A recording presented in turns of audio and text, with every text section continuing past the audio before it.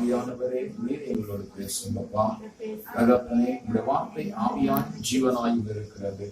இந்த நாளிலே நாங்கள் ஜீவனை பெற்றுக் கொள்ளத்தக்கதாய் இந்த ஜீவனுள்ள வார்த்தைகள் எங்களுக்கு வெளிப்படுத்துவதற்காக துதிக்கிறோம், ஸ்தோத்தரிக்கிறோம்.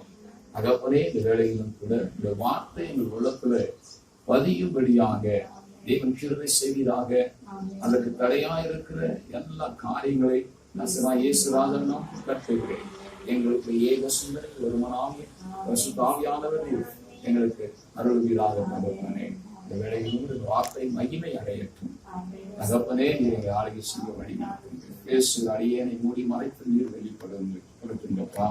சபைக்கு தேவையான வார்த்தைகளை நீங்கள் வெளிப்படுத்துங்க. உங்களுடைய நாமம் உயர்த்தப்படுவதாக இயேசுராஜன் நாமத்தினாலே வேண்டுகிறோம் தகப்பனே. அல்லேலூயா, அல்லேலூயா, அல்லேலூயா, அல்லேலூயா. கர்த்தர் நல்லவர். இந்த நாளிலும் கூட கூடாரத்திலே ஆராதிக்கும்படியாக தேவன் நமக்கு கிருபை பாராட்டும்படியாக கர்த்தருக்கு நன்றி சொல்லுகிறேன். அல்லேலூயா, அல்லேலூயா. சாத்தான் எந்த விதத்திலே போராடினாலும், எந்த விதத்திலே தேவ சின்னங்களை முடக்க நினைத்தாலும் கர்த்தர் வல்லவர் அந்த காரியங்களை முறியடிக்க பெரியவராய் இருக்கிறார். அல்லேலூயா, அல்லேலூயா. தேவனை ஆராதிக்கிற ஜனங்களை தேவன் எழுப்பி விடுவதே தேவனுடைய சித்தமாய் இருக்கிறது. இந்த நாளிலும் கூட கர்த்தரை ஆராதிக்கும்படியாக கூடி வந்திருக்கிற எல்லோருக்கும் கர்த்தருடைய நாமத்தினாலே நாம் வாழ்த்துவதை நாம் தெரிந்து கொள்கிறேன். இந்த நாளில் கூட கர்த்தருடைய வார்த்தைக்கு நேராக நாம் கடந்து போவோம். இந்த நாளிலே தேவன் நமக்கு கொடுத்த வார்த்தை 2 கொரிந்தியர் புஸ்தகம் 7ஆம் அதிகாரம் 1ஆம் வசனத்திலிருந்து வாசிப்போம். 2 கொரிந்தியர் புஸ்தகம் 7ஆம் அதிகாரம் 1ஆம் வசனம். இப்படிப்பட்ட வாக்கு தத்தங்கள் நமக்கு உண்டாயிருக்கிறபடியினால் பிரியமானவர்களே, மாம்சத்திலும் ஆவியிலும் உண்டான எல்லா அசுசியும் நீங்க நம்மை சுத்திகரித்துக் கொண்டு பரிசுத்தமாக்குதலை தேவ பயத்தோடு பூரணப்படுத்த கடவோம். அல்லேலூயா, அல்லேலூயா. இந்த காலங்களிலே கர்த்தர் நமக்கு சொல்லிக் கொடுக்கிற வார்த்தை, நமக்கு வெளிப்படுத்துகிற சத்தியம், நாம் என்னவா எப்படியா இருக்க வேண்டும் என்று கர்த்தர் விரும்புகிற அந்த மன விருப்பம் இந்த வார்த்தையில நமக்கு தெளிவாய் ஆண்டவர் வார்த்தையின் மூலமாக வெளிப்படுத்துகிறார். இப்படிப்பட்ட வாக்கு தத்தங்கள் நமக்கு உண்டாயிருக்கிறபடியால் பிரியமானவர்களே, மாம்சத்திலும் ஆவியிலும் உண்டான எல்லா அசுசியும் நீங்க, மாம்சத்திலும் ஆவியிலும் காணப்படுகிற எல்லா அசுசியும் நீங்க நம்மை நாம் என்ன செய்யணுமா? சுத்திகரித்துக் கொண்டு பரிசுத்தமாக்குதலை தேவ பயத்தோடு பூரணப்படுத்த கடவோம் என்று இந்த நாளிலே இதனுடைய வார்த்தை நமக்கு அறிவிக்கப்படுகிறது. அப்போ பரிசுத்தமாய் வாழ வேண்டும் என்று தேவன் விரும்புகிறார். இன்னைக்கு உலகத்துல பார்க்கப்படும் பொழுது எங்கு பார்த்தாலும் பரிசுத்த குலைச்சலும் அநீதியான காரியங்களும் அசுத்தமான காரியங்களும் உலகத்துல இன்னைக்கு நம்ம பார்க்கிறோம். உலகத்தை நிரப்பி இருக்கிறது. அப்போ பரிசுத்தமாக்குதல் தேவனுக்கு மிக விருப்பமான ஒரு காரியம். பரிசுத்தமாய் வாழ வேண்டும் என்பது தேவன் விரும்புகிற ஒரு காரியம். அந்த பரிசுத்தம் எங்கே நமக்கு காணப்பட வேண்டும் என்று சொன்னால் வேதம் சொல்லுகிறது, முதலாவது சரீரத்திலே பரிசுத்தம் நமக்கு உண்டாக வேண்டும். அங்க எழுதப்பட்டிருக்கிறது பாருங்க, மாம்சத்திலும் ஆவியிலும் உண்டான எல்லா அசுசியும், இந்த மாம்சத்தையும் ஆவியும் அசுத்தப்படுத்துகிற காரியத்தை நாம் விலக்கி அதை நம்ம விட்டு நீக்கி நம்மை பரிசுத்தமாக்கி கொள்ள வேண்டும் என்று தேவன் விரும்புகிறார். நம்முடைய சரீரத்தை பார்க்கப்படும் பொழுது, தேவன் நம்மை படைக்கப்படும் பொழுது ஆவி, ஆத்துமா, சரீரத்தினாலே நம்மை படைத்திருக்கிறார். இந்த 3 காரியங்கள் இணைந்தது தான் ஒரு மனுஷன். ஆவி, ஆத்துமா, சரீரம். ஆவி இல்லாமல் ஆத்மா ஒன்றும் செய்ய முடியாது, ஆத்மா இல்லாமல் சரீரம் ஒன்றும் செய்ய முடியாது. அப்ப சரீரம் இல்லாமல் ஆவியில எந்த ஒரு கிரையை நடப்பிக்க முடியாது. அதாவது ஆவி என்று சொல்லப்படும் பொழுது நம்முடைய சிந்தனையை குறிக்கிறது, நாம யோசிக்கிறதான காரியங்களை குறிக்கிறது. ஆத்மா என்று சொல்லி பார்க்கப்படும் பொழுது அது தேவன் நமக்கு கொடுத்திருக்கிறதான ஒரு பெரிய ஒரு பொக்கிஷமாய், அது தேவனுடைய காரியமா இருக்கிறது. இந்த ஆத்மா என்பது ஜீவனை குறிக்கிறது. அடுத்ததாக சரீரம் என்று சொல்லி பார்க்கப்படும் பொழுது இந்த சரீரம் தான் தேவனை மகிமைப்படுத்தக்கூடிய காரியங்களை இந்த சரீரம் வெளிப்படுத்தக்கூடியதாக இருக்கிறது. இப்ப பார்க்கப்படும் பொழுது இந்த ஆவி, ஆத்மா, சரீரம் மூன்றுமே இணைந்து தேவனுக்கு பரிசுத்தமாய் வெளிப்பட வேண்டும். இதுதான் தேவனுடைய ஒரு சித்தமாய் இருக்கிறது, தேவனுடைய வாஞ்சையாகவும் இருக்கிறது. அதான் இங்க வார்த்தை சொல்லப்படுகிறது பாருங்க. மாம்சத்திலும் ஆவியிலும் உண்டான எல்லா அசுசியும் நீங்க நம்மை சுத்திகரித்துக் கொண்டு, எதுல நம்ம சுத்திகரித்துக் கொள்ள வேண்டும்? மாம்சத்திலும் ஆவியிலும் சுத்திகரித்துக் கொள்ள வேண்டும். தேவன் விரும்புகிற காரியம் மாம்சத்தில சுத்திகரிக்கப்பட வேண்டும். வேதத்துல வாசிக்கப்படும் பொழுது மாம்சத்தில நாம் சுத்திகரிக்கப்பட வேண்டும் என்று சொல்லப்படுகிறது. மாம்சம் பார்க்கப்படும் பொழுது இச்சைகளை பிறப்பிக்கிற ஒரு காரியமாக இருக்கிறது. மாம்சத்தின் காரியங்கள் எப்பொழுதுமே மரணத்துக்கு ஏதுவான காரியங்களா இருக்கிறது. அந்த மாம்சத்தில தான் பல சிந்தைகள் உண்டாகிறது. அப்ப அந்த மாம்ச காரியங்கள் நாம் என்ன செய்யணும்னா, முதலாவது அடக்க நாம் பழகி கொள்ளணும். அல்லேலூயா, அல்லேலூயா. 1 தெசலோனிக்கே புத்தகம் 5ஆம் அதிகாரம் 23, 24 வசனத்திலே கர்த்தருடைய வார்த்தை அப்போஸ்தலனாகிய பவுல் மூலமாக விதமாக வெளிப்படுகிறது. 1 தெசலோனிக்கே புத்தகம் 5ஆம் அதிகாரம் 23, 24 வசனத்திலே சொல்லப்படுகிறது, சமாதானத்தின் தேவன் தாமே உங்களை முற்றிலும் பரிசுத்தமாக்குவாராக. உங்கள் ஆவி, ஆத்மா, சரீரம் முழுவதும் நம்முடைய கர்த்தராகிய இயேசு கிறிஸ்து வருவது குற்றமற்றதாக இருக்கும்படி காக்கப்படுவதாக என்று கர்த்தருடைய வார்த்தை எழுதப்பட்டு இருக்கிறது. உங்களை அழைக்கிறவர் உண்மை உள்ளவர், அவர் அப்படியே செய்வாராம். அல்லேலூயா, அல்லேலூயா. நாம் எப்படி வாழ வேண்டுமா? ஆவி, ஆத்மா, சரீரத்திலே கபலற்றவர்களாய், குற்றமற்றவர்களாய், பழுதற்றவர்களாய் வாழ வேண்டும் என்று கர்த்தருடைய வார்த்தை நமக்கு எழுதப்பட்டு இருக்கிறது. இன்னைக்கு இந்த சரீரத்தை ஆகிலும், இந்த ஆத்மாவாகிலும், இந்த ஆவியாகிலும் நம்மளால என்ன செய்ய முடியாது? பரிசுத்தமாக்க முடியாது. நம்மை நாம் பரிசுத்தமாக்கிக் கொள்ளவும் முடியாது. காரணம் என்னன்னு சொன்னா, நம்முடைய சரீரம் பலவீனம் உள்ளது. அதே நேரத்தில் நம்முடைய சிந்தைகளும் கூட இந்த உலகத்திற்கு ஏற்றவைகளையே சிந்திக்கக்கூடியதாய் இருக்கிறது. அல்லேலூயா, அல்லேலூயா. அப்ப இந்த உலகத்தின் காரியங்கள் நமக்குள்ள காணப்படும் பொழுது அந்த சிந்தையாலே நம்முடைய சரீரமும் கூட கரைப்பட்டு போகிறது. வேதத்தை பார்க்கப்படும் பொழுது இயேசு சொல்லுகிறார், உன் கண்ணானது தெளிவாய் இருந்தால் உன் சரீரம் முழுவதும் வெளிச்சமாய் இருக்கும் என்று சொல்லுகிறார். அல்லேலூயா. அப்போ இந்த கண் என்ன செய்கிறது? நம்மை அசுத்தப்படுத்துகிறது. எப்படின்னா, பார்க்கிற பார்வை சரியா இல்லை என்று சொன்னால், நம்முடைய பார்வைகள் சரியில்லை என்று சொன்னால் இந்த சரீரமானது அசுத்தப்பட்டு போகிறது. இன்னைக்கு அநேக காரியங்கள் கண்ணின் வழியாக நம்முடைய இருதயத்திற்குள் போகிறது. இருதயத்திற்குள் இருந்து அந்த காரியங்கள் வெளிப்படுகிறதுனால இந்த சரீரம் தீட்டுப்படுவது மாத்திரமல்ல, நம்முடைய ஆவியும் தீட்டுப்படுகிறது, ஆத்மாவும் நஷ்டப்பட்டு போகிறது. இயேசுராஜா சொல்லுகிறார், அதாவது உலகம் முழுவதும் ஆதாயப்படுத்தினாலும் உன் ஆத்மா நஷ்டப்பட்டால் அதனாலே லாபம் என்ன என்று சொல்லி ஆண்டவர் கேட்கிறார். அப்போ இந்த உலகத்தை ஆதாயப்படுத்தும்படியாக அநேக காரியங்கள், தவறான காரியங்கள் சரீரத்தின் மூலமாக நாம் செய்கிறோம். அநேக அரசியல்வாதிகள், அநேக அதிகாரிகள் கூட பார்க்க சொல்லணும், இந்த உலகத்தை ஆதாயப்படுத்த, இந்த உலகத்தில் நன்றாய் வாழும்படியாக அநேக தவறான காரியங்களை செய்து, வனாசியின் காரியங்களினால செய்து இன்னைக்கு இந்த உலகத்தை ஆதாயப்படுத்திக் கொள்ள நினைக்கிறாங்க. ஆனாலும் அந்த ஆத்மா நஷ்டப்பட்டு போகிறதை அவர்கள் அறியாமல், உணராமல் இருக்கிறாங்க. அல்லேலூயா. ஏன் சொல்லுகிறோம்னா, இந்த காரியம் அந்த மாம்சத்தில் உண்டாகிறது. அந்த மாம்சம் வந்து பரிசுத்தமா இருக்க வேண்டும். அசுசியான காரியங்களை நாம விட்டு விலக்கி பரிசுத்தமாக்குதலை தேவ பயத்தோடு கூட நாம பெற்றுக்கொள்ள வேண்டும் என்று சொல்லி கர்த்தருடைய வார்த்தை சொல்லுகிறது. அல்லேலூயா, அல்லேலூயா. இந்த சரீரம் தான் அநேக பாவங்களுக்கு விட்டு கொடுக்கிறது. அநேக காரியங்களுக்கு இந்த சரீரம் என்ன செய்கிறது? தன்னை விட்டு கொடுக்கிறது நம்ம பார்க்கிறோம். வேதத்துல நாம் பார்க்கப்படும் பொழுது கலாத்தியர் புஸ்தகம் 5ஆம் அதிகாரத்துல வாசிக்கப்படும் பொழுது கலாத்தியர் 5, 17, 18, 19 வசனத்தை வாசிக்கும் சொல்லப்படுகிறது.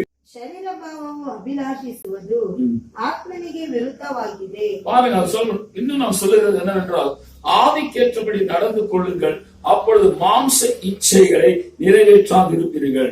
அப்ப இந்த மாம்ச இச்சைகள் எவைகள் என்று சொன்னால், அங்க சொல்லப்படுகிறது, மாம்சம் ஆவிக்கு விரோதமாகவும் ஆவி மாம்சத்துக்கு விரோதமாகவும் இச்சிக்கிறது. மாம்சம் ஆவிக்கு விரோதமாகவே செய்யப்படுகிறது. ஆவிக்கு, அதாவது தேவனுடைய ஆத்துமா நமக்குள்ள இருக்கிறது, தேவனுடைய ஆவியானவர் நமக்குள்ள இருக்கிறார். தேவனுடைய ஆவியானவருக்கு விரோதமாகவே இந்த மாம்சம் என்ன செய்கிறது? இச்சிக்கக்கூடியதா இருக்கிறது, விரும்பக்கூடியதா இருக்கிறது. அல்லேலூயா, அல்லேலூயா. அப்ப எப்பொழுதுமே இந்த மாம்சம் தேவனுக்கு விரோதமாகவே யோசிக்கிறதா இருக்கிறதா? அதான் சொல்லப்படுகிறது. ஆவியானது மாம்சம் ஆவிக்கு விரோதமாகவும் ஆவி மாம்சத்துக்கு விரோதமாகவும் இச்சிக்கிறது. நீங்கள் செய்ய வேண்டும் என்கிறவைகளை செய்யாதபடிக்கும் இவைகள் ஒன்றுக்கொன்று விரோதமாய் இருக்கிறது. தேவன் சொல்லுகிறார், நீ நன்மையானது செய், பரிசுத்தமானது சிந்தி, தேவனுக்கு பிரியமானவை ஏற்றவைகளை சிந்தித்து செயல்படு என்று ஆவி சொல்லுகிறது. நமக்குள்ள இருக்க தேவனுடைய ஆவி நம்மோடு பேசுகிறது. ஆனால் மாம்சம் சொல்லுகிறது, பரவாயில்லை, அது ஒரு தப்பு கிடையாது, நீ இப்படி செய், இப்படி இச்சையிலேறி நீ இச்சை கொள்வது தப்பல்ல அப்படின்ற சில காரியங்கள், இன்னைக்கு அநேக காரியங்களை அப்படியாய் மனுஷனுக்குள்ள அது செயல்படுகிற பார்க்கும். இச்சிக்கிற காரியங்கள் வெளிப்படையா சொல்ல வேண்டும் என்று சொன்னால், இன்னைக்கு அநேக வாலிப பிள்ளைகள் தங்கள் கண்களினாலே இச்சையினாலே விழுந்து போகிறத பார்க்கிறோம். அநேக வாலிபர்கள் பரிசுத்தம் இல்லாமல் வாழுகிறாங்க. எப்படின்னா, இந்த ஆத்மா சொல்வதை கேட்பதில்லை, சரீரம் சொல்வதை அவர்கள் அதை அங்கீகரிக்கிறார்கள். ஆகையால இந்த வாலிப பிள்ளைகள் பரிசுத்தமாய் வாழ முடியாமல் அநேக அசுத்தங்களில் விழுந்து போகிறார்கள். அல்லேலூயா, அல்லேலூயா. இன்னைக்கு ஏன் பரிசுத்தமாய் வாழ முடியலன்னா, தேவனுக்கு விரோதமாய் இந்த மாம்சம் எப்பொழுதுமே செயல்பட்டு கொண்டு இருக்கிறது. பாருங்க என்னென்ன செயல்படுகிறது பாருங்க. அங்க சொல்லப்படுகிறது,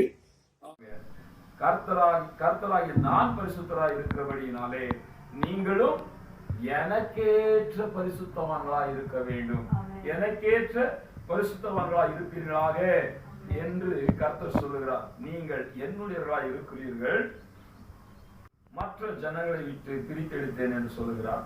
நாம் அவருடைய ஜனமாய் இருக்கும்படியாக, நாம் பரிசுத்தமாய் கர்த்தருக்கே பரிசுத்தமாய் இருந்து அவருக்கேற்ற ஜனமாய் இருக்கும்படியாக கர்த்தர் நம்ம அதற்காக என்ன செஞ்சாராம்? மற்ற ஜனங்களை விட்டு நம்ம பிரித்தெடுத்து இருக்கிறார். அல்லேலூயா. மற்ற ஜனங்களை விட்டு நம்ம என்ன பிரித்தெடுத்திருக்க நோக்கம் என்ன? நாம் கர்த்தருக்கேற்ற பரிசுத்தத்திலே நாம் வாழ வேண்டும் என்பதற்காக. அல்லேலூயா, அல்லேலூயா. கர்த்தருக்கேற்ற பரிசுத்தம் நமக்குள்ள காணப்படணுமா? அவர் அதற்காகத்தான் நம்ம பிரித்து எடுத்தார், அதற்காகத்தான் நம்மை அவர் தெரிந்தெடுத்தார். அல்லேலூயா, அல்லேலூயா. அன்னைக்கு பார்க்கும் பொழுது பரிசுத்தத்துக்கு விரோதமாய் காரியங்கள் செயல்படுகிறது. 2 தெசலோனிக்கேயர் புத்தகத்தை வாசிக்கும் பொழுது 3ஆம் அதிகாரம், 2 தெசலோனிக்கேயர் புத்தகம் 3ஆம் அதிகாரம் 6வது வசனத்திலிருந்து வாசிப்போம். ಸಹೋದರರೇ, ನಮ್ಮಿಂದ ಹೊಂದಿದ ಬೋಧನೆಯನ್ನು ಅನುಸರಿಸದೆ ಅಕ್ರಮವಾಗಿ ನಡೆಯುವ ಪ್ರತಿ ಸಹೋದರನಿಗೆ ನೀವು ದೂರವಾಗಿರಬೇಕೆಂದು ನಮ್ಮ ಕರ್ತನಾದ ಯೇಸು ಕ್ರಿಸ್ತನ ಹೆಸರಿನಲ್ಲಿ ನಿಮಗೆ ಆಜ್ಞಾಪಿಸುತ್ತೇವೆ. நாம் பரிசுத்தமாய் வாழ வேண்டும் என்று சொல்லி தேவன் விரும்புகிறார். அதற்காக நம்மை பிரித்தெடுத்தார். இன்னைக்கு நம்மை அசுத்தப்படுத்தவும் தீட்டுப்படுத்தும்படியாகவும் சில காரியங்கள் நம்ம சுற்றிலும் நடக்கிறத நம்ம பார்க்கிறோம்.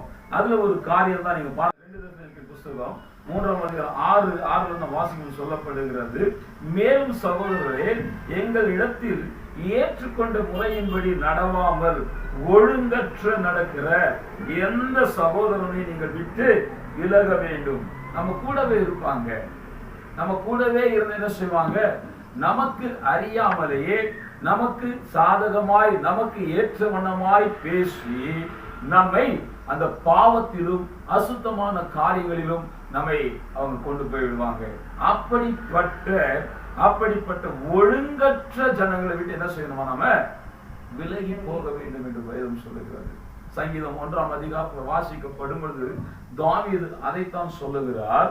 சங்கீதம் 1ஆம் வசனத்தில் சொல்லப்படும் பொழுது, ದುಷ್ಟರ ಆಲೋಚನೆಯಂತೆ ನಡೆಯದೆ துன்மார்க்கருடைய ஆலோசனைப்படி நடவாமல் ಪಾಪಾತ್ಮರ ಮಾರ್ಗದಲ್ಲಿ ನಿಂತುಕೊಳ್ಳದೆ பாவிகளுடைய வழிகளில் நில்லாமல் ಧರ್ಮನಿಂದಕರೊಡನೆ ಕೂತುಕೊಳ್ಳದೆ பரியாசக்காரரோடு கூட உட்காராமல் ಯೆಹೋವನ ಧರ್ಮಶಾಸ್ತ್ರದಲ್ಲಿ கர்த்தருடைய வேதத்திலே போதும். அங்க சொல்லப்படுது பாருங்க, அவங்களோடு கூட நீ சேராம, அவங்களோடு கூட கலவாம, துன்மார்க்கரோடு கூட நீ நடக்காம, அவருடைய ஆலோசனை கேட்காம, பாவிகளோடு கூட நிக்கிற இடத்துல நீ நிக்காம, பரியாசம் பண்ணுகிற, இன்னைக்கு பார்த்த சொல்ல பரியாசக்காரரோடு கூட நம்ம அதிகமாக நம்ம நெருங்கி படுகிறோம். ஏன்னா அது நம்ம நமக்கு எப்படி இருக்கு தெரியுமா? பரியாசம் பண்ணுகிறது சந்தோஷமா இருக்கு. மற்றவங்களுக்கு கேலி கிண்டல் பண்ணுறது நமக்கு எப்படி இருக்குது? இன்பமா இருக்குது. அதுல ஒரு மகிழ்ச்சி நமக்கு, அது நமக்கு ஒரு சந்தோஷம் நமக்கு. அப்போ மற்றவங்க நமக்கு கேலி கிண்டல் பண்றது நமக்கு எப்படி இருக்குது? சந்தோஷமா இருக்கு. அது தேவன் அருவருக்கிறார். ஏன்னா மற்றவங்களை நம்ம கேலி கிண்டல் பண்ணப்படும் பொழுது நாம சந்தோஷம் அடைகிறோம். ஆனா அந்த கேலி கிண்டலுக்கும் ஆளான ஜனத்துடைய அந்த ஆத்மாவுடைய இருதயத்தை பார்க்கப்படும் பொழுது அது மிகவும் என்ன செய்கிறது? வேதனையாகவும் துக்கப்படுகிறது. ஏன்னா கேலி பேசும்போது ஒரு 10 பேர் முன்னாடி ஒருத்தர் கேலியா ஒரு கிண்டலா பேசப்படும் பொழுது அந்த ஆளான மனிதனுடைய முகத்தை பாருங்க, நீங்க ஒரு மாதிரி சோர்ந்து முகம் வாடி போயிருக்கும். காரணம்னா அந்த அவமானம், தாங்க முடியாத ஒரு அவமானம் அங்க காணப்படுகிறது.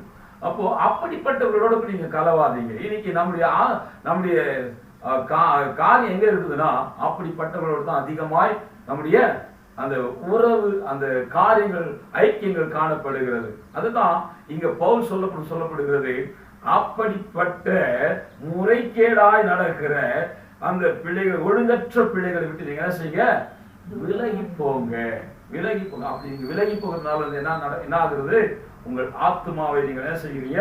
காத்துக் கொள்கிறீங்க இருக்கிறீங்க. 10ஆம் வசனத்தை வாசிப்போமா? அப்படியே ஒருவன் வேலை செய்ய மனதில்லாதிருந்தால் அவன் சாப்பிடவும் கூடாது என்று நாங்கள் உங்கள் இடத்தில் இருந்த போது உங்களுக்கு கட்டளையிட்டோம். உங்களில் சிலர் யாதொரு வேலையும் செய்யாமல், இன்னைக்கு வேலை வெட்டி செய்யாம வாலிப பிள்ளைகள் இருக்கலாம், இன்னைக்கு குடும்பஸ்தர்களா இருக்கலாம், இன்னைக்கு பார்க்கப்படுற வேலைக்கு போறது ஒரு பெரிய கஷ்டமா நினைக்கிறாங்க. ஏன்னா இன்னைக்கு வேலைக்கு போகாத அவங்க என்ன செய்யறாங்கன்னா வீட்டுல உக்காந்துக்கிட்டு அவங்க தேவையில்லாத காரியங்களும் தங்களை அசூசிப்படுத்திக் கொள்கிறதான அந்த காரியங்களில் விழுந்து போகிறாங்க. அந்த வார்த்தை சொல்லுது பாருங்க, உங்களில் சிலர் யாதொரு வேலையும் செய்யாமல் வீண் அலுவற்காரராய் ஒழுங்கற்று திரிகிறார்கள் என்று கேள்விப்படுகிறோம். அந்த காலத்திலேயே, 1வது நூற்றாண்டு காலத்துல, அப்போஸ்தலனாகிய பவுல் வாழ்ந்த காலத்திலேயே இப்படிப்பட்ட சோம்பேறி ஜனங்கள் இன்னைக்கு பார்க்க நம்மளுடைய கிராமப்புறத்துல எல்லாம் பார்க்கணும். டீ கடை பெஞ்சுன்னு சொல்லி சில அந்த டீ கடையில பெஞ்சுகளை போட்டு வச்சிருப்பாங்க. அங்க யார் உட்கார்ந்து இருப்பாங்கன்னா வேலை வெட்டிக்கு போகாதவங்க அதை உட்காந்துட்டு என்ன செய்வாங்கன்னா தேவையில்லாத வார்த்தைகள் எல்லாம் பேசி தங்களுடைய நேரங்கள் எல்லாம் வீணாக்கி கொண்டு மற்றவங்களை குறித்து பேசி அவங்களுடைய காரியங்கள் எல்லாம் அங்க என்ன செய்யறாங்க? வீணான காரியங்களை பேசி தங்கள் நேரங்களை வீணாக்கி கொள்ளுகிறது அல்லாமல் தங்களுடைய ஆத்மாவை நஷ்டப்படுத்திக் கொள்ளுகிறாங்க.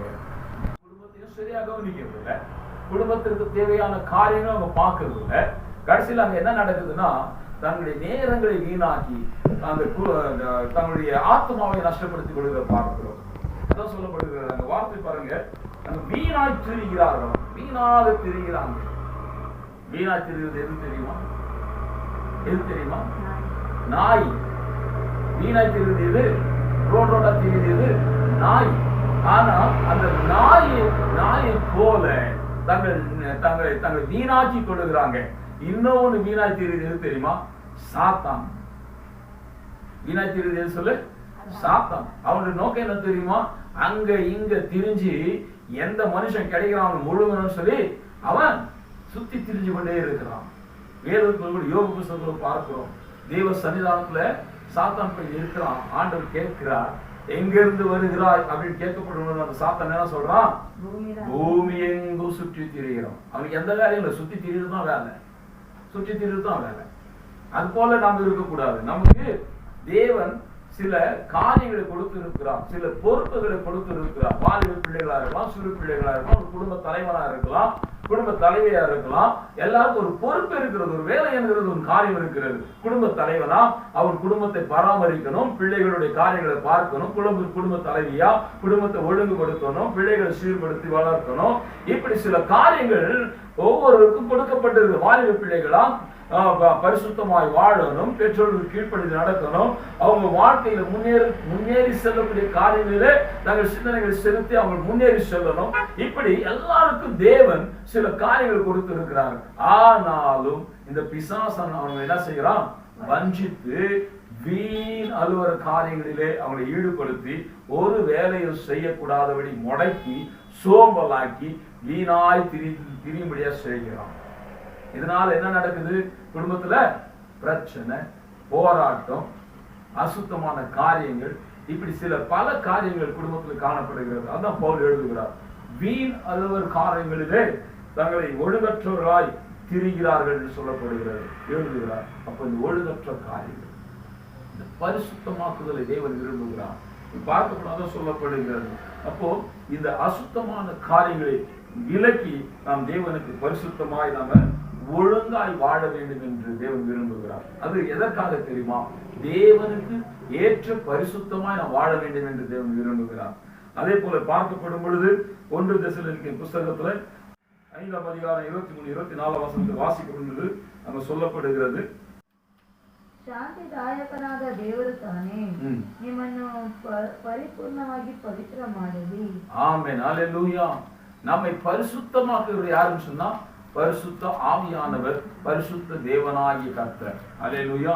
அவர் நம்முடைய ஆவி, ஆத்மா, சரீரத்தை அனைத்து என்ன செய்கிறார்? பரிசுத்தமாக்குகிறார். அது மாத்திரமல்ல, அழைத்தவர் அவராய் இருக்கிறபடியால் அவர் முற்றிலும் அவருடைய நடத்த அவர் வல்லவராய் இருக்கிறார். அப்படின்னா அழைத்தவருக்கு நமக்கு ஒப்பு கொடுக்க வேண்டும். கர்த்தருக்கு ஏற்ற பரிசுத்தமாய் நாம் வாழ கர்த்தருடைய கருத்தை நமக்கு ஒப்பு கொடுக்க வேண்டும். தீத்துல ஒரு வார்த்தை சொல்லப்படுது. தீத்து புஸ்தகம் 2ஆம் அதிகாரம் 3ஆம் வசனத்துல வாசிக்கப்படும் பொழுது, முதிர் வயதுள்ள ஸ்திரீகளும் அப்படியே பரிசுத்தத்துக்கு ஏற்ற விதமாய் நடக்கிறவர்களும் அவதூறு பண்ணாதவர்களும் மதுபானத்துக்கு அடிமைப்படாதவர்களுமாய் இருக்கவும் என்று சொல்லப்படுகிறது. இன்னைக்கு இந்த பரிசுத்தத்துக்கு விரோதமாய் தீட்டுப்படுத்துகிற காரியங்கள், காணப்படுகிற காரியங்கள், இந்த தகாத ஒரு தவறான பழக்க வழக்கங்களினாலே அந்த பரிசுத்தத்தை நாம் இழந்து போகிறோம். அங்க சொல்லப்படுகிறது பாருங்க, அங்க முதிர் வயதுள்ள ஸ்திரீகளும் அப்படியே பரிசுத்தத்துக்கு ஏற்ற விதமாய் நடக்கிறவர்களும் அவதூறு பண்ணாதவர்களும்.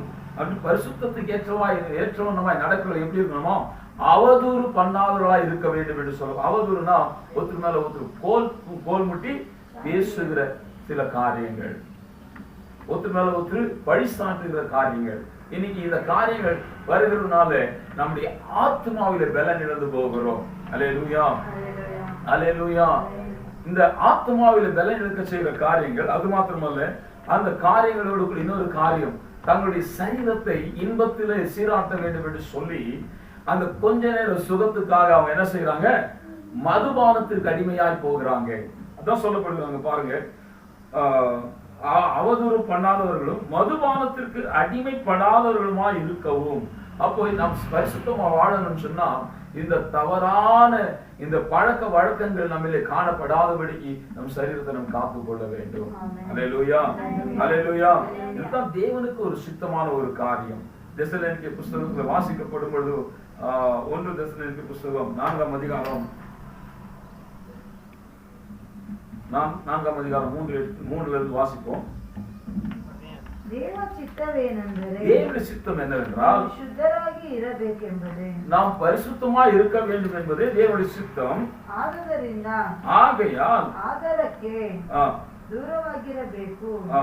ದೇವನರಿಯದ ಅನ್ಯ ಜನಗಳಂತೆ ಕಾಮಾಭಿಲಾಷೆಗೆ ಒಳಪಡದೆ ನಿಮ್ಮಲ್ಲಿ ಪ್ರತಿಯೊಬ್ಬನು ಪವಿತ್ರವಾದ ಮನಸ್ಸಿನಿಂದಲೂ ಘನತೆಯಿಂದಲೂ ಧರ್ಮಪತ್ನಿಯನ್ನು ಸಂಪಾದಿಸಿಕೊಳ್ಳಲು ತಿಳಿಯಬೇಕು.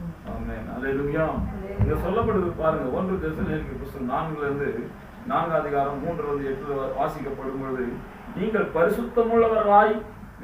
பரிசுத்தமுள்ளவர்களாக வேண்டும் என்பதே தேவனுடைய சித்தமா இருக்கிறது. நாம் எப்படி இருக்க வேண்டும்? தேவனுடைய சித்தமா இருக்கிறது பரிசுத்தமா இருக்க வேண்டும். எல்லா அசுத்தங்கள், சரீரத்தின் அசுத்தங்கள், மாம்சத்தின் அசுத்தங்களுக்கும் ஆவியின் சிந்தைகள், இந்த ஆவியின் அசுத்தங்களுக்கும் அசுசிகளுக்கும் நாம் விலக்கி பாதுகாக்க வேண்டும் என்பது தேவனுடைய சித்தமா இருக்கிறது. அது மாத்திரமல்ல, அந்தபடி நீங்களும் வேசி மார்க்கத்துக்கு விலகி இருந்து, இந்த உலகத்தில் காணப்படுற வேசி மார்க்கம், விபச்சாரங்கள் காரியங்களுக்கு விலகி இருந்து, விபச்சாரம், வேசி மார்க்கம் என்பது பார்க்கப்படும் பொழுது தேவனுக்கு துரோகம் பண்ணுகிற சில காரியங்களை அது குறிக்கிறது. ஏனென்று சொன்னால் அங்க சொல்லப்படுகிறது, அங்க 7ஆம் வசனத்தில் வாசிக்கப்படும் பொழுது, தேவன் நம்மை அசுத்தத்திற்கு அல்ல பரிசுத்தத்திற்கு அழைத்திருக்கிறார். எதற்காக அழைத்திருக்கிறார்? நாம் பரிசுத்தமாய் வாழ வேண்டும் என்பதற்காக நம்ம அழைத்திருக்கிறார். அப்போ அவர் அழைத்திருக்கிற நோக்கம் பரிசுத்தமாய் நாம் வாழ வேண்டும் என்பதற்காக. அல்லேலூயா, அல்லேலூயா. ஏன் பரிசுத்தமாய் வாழ வேண்டும் என்று சொன்னால், நாம் பரிசுத்தமாய் வாழப்படும் பொழுது தேவன் நம்மோடு வருகிறார், தேவன் நம்மோடு வாழுகிறார், தேவன் நம்மோடு உறவு கொள்ளுகிறார், தேவன் நம்மோடு வாசம் பண்ணுகிறார். அல்லேலூயா, அல்லேலூயா. பரிசுத்தம் இல்லாதவன் ஒருவனும் தேவனை தரிசிக்க முடியாது, கர்த்தரை பார்க்க முடியாது. அப்போ பரிசுத்தமாய் நாம் வாழப்படும் பொழுது தேவனை தரிசிக்கிறோம், தேவனோடு கூட உறவு கொள்கிறோம், தேவனோடு கூட சஞ்சரிக்கிறோம். பரிசுத்தமாய் வாழ்ந்த ஏனோக்கை பார்க்கப்படும் பொழுது தினம் தினமும் பரிசுத்தமாய் அவர் நடந்தபடியாலே ஒரு நாள் அந்த பரிசுத்தம் அந்த ஏனோக்கை தேவனோடு கூட தேவனுடைய சன்னிதானத்தில் தேவனுடைய சமூகத்தை கொண்டு போய்விட்டது. அல்லேலூயா. வேதத்துல வாசிக்கும் கர்த்தராகிய இயேசு கிறிஸ்து கூட சொல்லுகிறார். 5ஆம் அதிகாரம் மத்தேயு புத்தகத்துல வாசிக்கப்படும் பொழுது 5ஆம் அதிகாரம் 8ஆம் வசனம் நினைக்கிறேன், வாசிக்கப்படும் பொழுது சொல்லுகிறார், இருதயத்தில் பரிசுத்தம் உள்ளவர்கள் பாக்கியவான்கள், அவர்கள் தேவனை தரிசிப்பார்கள். அப்போ நம் பரிசுத்தமாய் வாழப்படும் பொழுது தேவனை தரிசிக்கக்கூடியவர்களாய், காணக்கூடாத தேவனை, அவருடைய பிரசன்னத்தையும் அவருடைய வல்லமையும் நாம் உணரக்கூடியவர்களாய், அனுபவிக்கக்கூடியவர்களாய் நாம் மாறுகிறோம். அல்லேலூயா, அல்லேலூயா. அது மாத்திரமல்ல, கர்த்தர் இயேசுராஜா சொல்லுகிறார், நாம் பரிசுத்தமாக்கப்படும் பொழுது தேவனை போலவே இந்த பூமியில வாழுகிறவர்களாய் இருக்கிறோம். ஆகியாலேயே தேவன் தாமே நம்மை பரிசுத்தமாக்க முடியாத வார்த்தையை கொண்டு நம்ம பரிசுத்தமாக்கி கொண்டார் என்று நாம் வாசிக்கிறோம். யோவான் 17:17. அப்போ நாம் பரிசுத்தமாய் வாழ வேண்டும் என்று தேவனுடைய சித்தமாய் இருக்கிறது. நாம் பரிசுத்தமாய் வாழப்படும் பொழுது நாம் தேவனோடு கூட இணைக்கப்படுகிறோம். அந்த வார்த்தை வாசிக்கும் சொல்லப்படுகிறது, நானும் பிதா ஒன்றாய் இருக்கிறது போல இவரும் நம்மில் ஒன்றாய் இருக்கும்படியா நம்மை வேண்டிக் கொள்ளுகிறேன் என்று பிதாவிடத்திலே இயேசுராஜா வேண்டிக் கொள்ளுகிறார். அல்லேலூயா. அப்ப நாம் தேவனோடு ஒன்றாய் வாழ வேண்டும் என்று சொன்னால் நமக்கு அவசியமாய் பரிசுத்தம் தேவை, மிக அவசியமாய், அது கட்டாயமாய் பரிசுத்தம் என்கிற அந்த ஒரு வஸ்து நமக்கு தேவை. நம்ம வாசிக்கப்படும் பொழுது பிரசங்கி புஸ்தகம் வாசிக்கப்படும் போது பிரசங்கி 9ஆம் அதிகாரத்துல பிரசங்கி புஸ்தகம் 9ஆம் அதிகாரத்தில் வாசிக்கப்படும் சொல்லப்படுகிறது, உன் தலைக்கு எண்ணெயும் உன் வஸ்திரத்தின் வெண்மை குறையாததுமாய் இருக்க வேண்டும் என்று சொல்லி அங்கே சாலமோன் சொல்லுகிறத நம்ம பார்க்கிறோம். அப்ப நம் தலைக்கு எண்ணெயும் நம்முடைய வஸ்திரத்தின் வெண்மையும் குறையாது இருக்க வேண்டும். அல்லேலூயா. அப்ப அந்த வெண்மை என்று சொல்லி பார்க்கப்படும் பொழுது அது பரிசுத்தத்தை நமக்கு காண்பிக்கிறது. பரிசுத்தமாய் இருக்கப்படும் பொழுது தேவன் நம்மோடு கூட அவர் வாழுகிறவராய் சஞ்சரிக்கக்கூடியவராய் இருக்கிறார். அல்லேலூயா, அல்லேலூயா. அப்போ நம்ம பரிசுத்தமாய் இருக்க வேண்டும் என்று தேவன் விரும்புகிறார். தேவன் விரும்புகிற நம்மை அழைத்த நோக்கம், நம்மை உண்டாக்கின நோக்கம் பரிசுத்தமாய் வாழ வேண்டும் என்பதற்காக. அல்லேலூயா.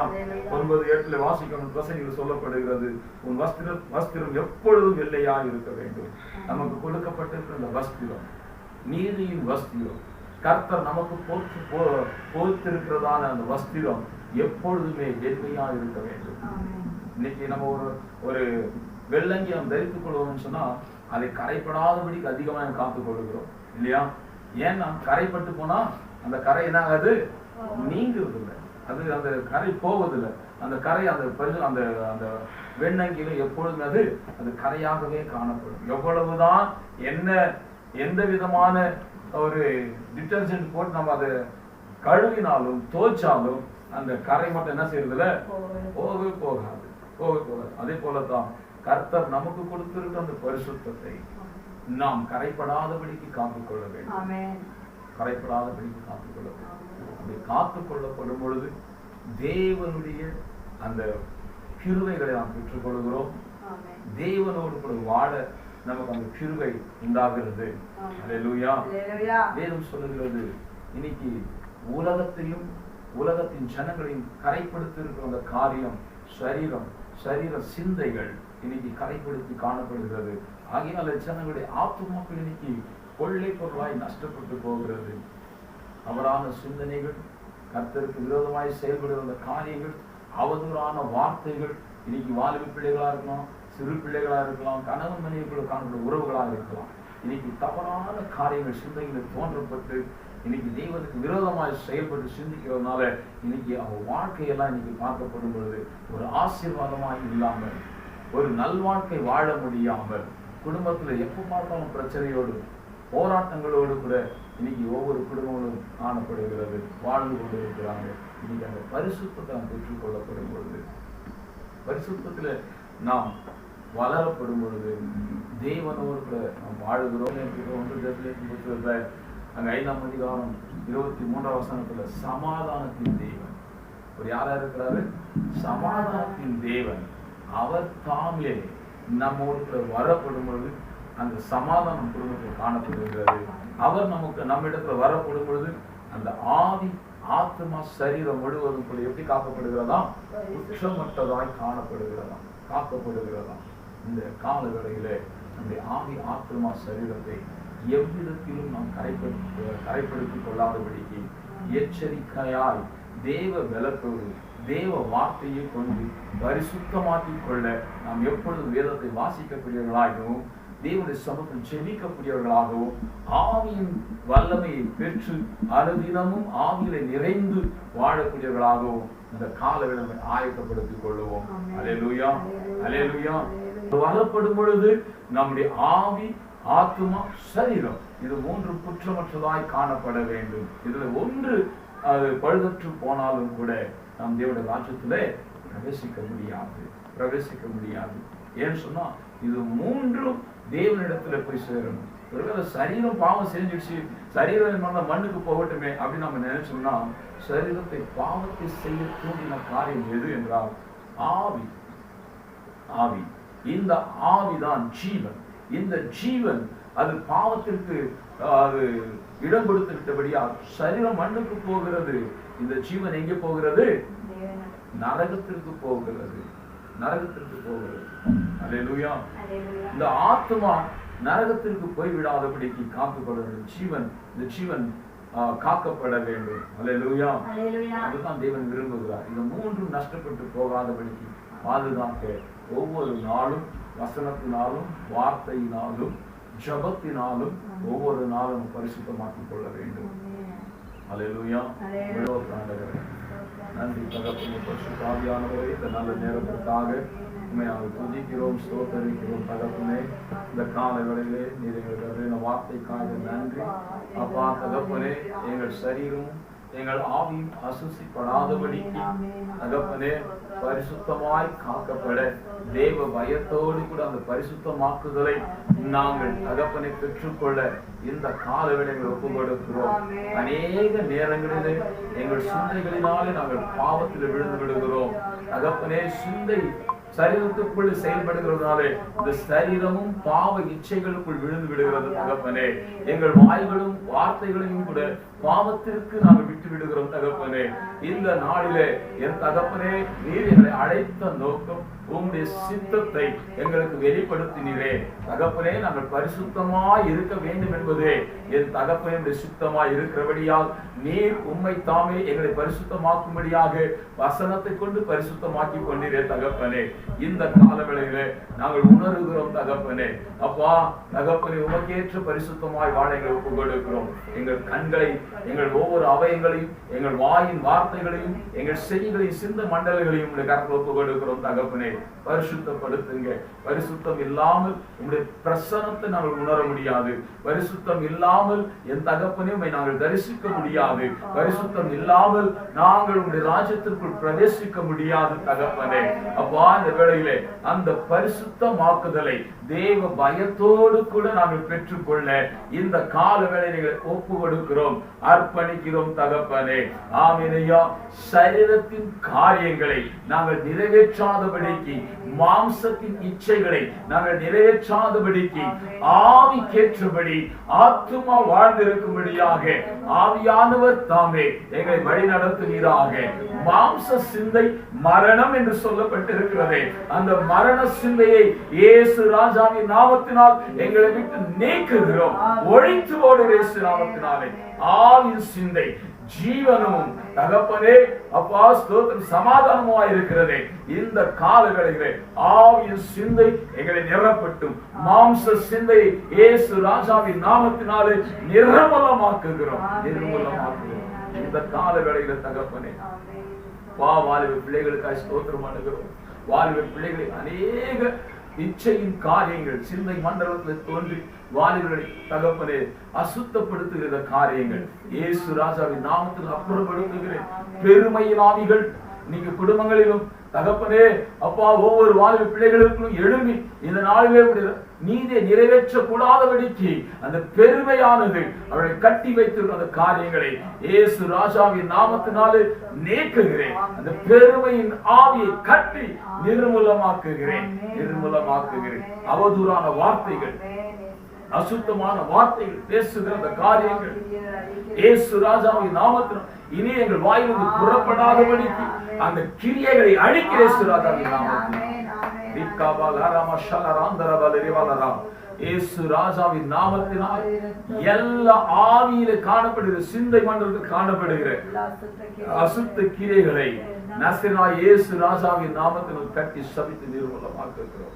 சமாதானத்தின் தேவன் தாமே இந்த காலவேளைகளை ஆவி ஆத்துமா சரீரங்களை நீர் குற்றமற்றதாய் காத்து அப்பாவுக்கு முன்பாக நிறுத்திக் கொள்வதற்கு நன்றி செலுத்துகிறோம். இந்த காலவேளையில் வந்த ஒவ்வொருவரும் இப்படி நீங்க ஆசீர்வதிங்க. சமூகத்தை காத்திருந்து தகப்பனே உண்மை ஆராதித்த அப்பாவுடைய பிள்ளைகள் நீருடைய ஆசீர்வாதத்தை நீர் கட்டளையிடுகிறாங்க தகப்பனே. ஒவ்வொருவரையும் ஆசீர்வதிங்க. தேவையான பலனை கொடுங்க அப்பா. பரிசுத்தமாய் வாழ தகப்பனே நீர் ஒவ்வொரு நாளும் இந்த பிள்ளைகளோடு இடைப்படும்படியா ஆவியானவர்கள் தகப்பனே அப்பா வஞ்சிக்கிற சாத்தனுடைய காரியங்களை விலக்கி தகப்பனையுடைய காத்துக்கொள்ள முடியும். அந்த கரத்தில் ஒப்புக் கொடுக்கிறோம். இந்த வார்த்தை அவர்களுக்கு ஒவ்வொரு நாளும் வெளிச்சமாக தகப்பனே ஒவ்வொரு நாளும் தகப்பனை உணவாக மாறட்டும். தகப்பனைகளுக்கு ஞானத்தின் கிருபை வர்ணித்து ஆசீர்வதிக்கிறாங்க தகப்பனே. குடும்பங்களில் சமாதானம் பெருகட்டும், ஆசீர்வாதம் பெருகட்டும் தகப்பனே அப்பா. இந்த காலங்களுடைய பரிசுத்த ஒவ்வொரு குடும்பங்களிலும் பெருகும்படியாக செபிக்கிறோம் தகப்பனே. ஆசீர்வதிங்க, பொறுப்பெடுத்துக் கொள்ளுங்கள். எல்லா மகிமை துதிகள் அமைக்க செல்லும் மீட்பு ரட்சகராகிய இயேசு ராஜன் அவருடைய நாமத்தினாலே செபிக்கிறோம்.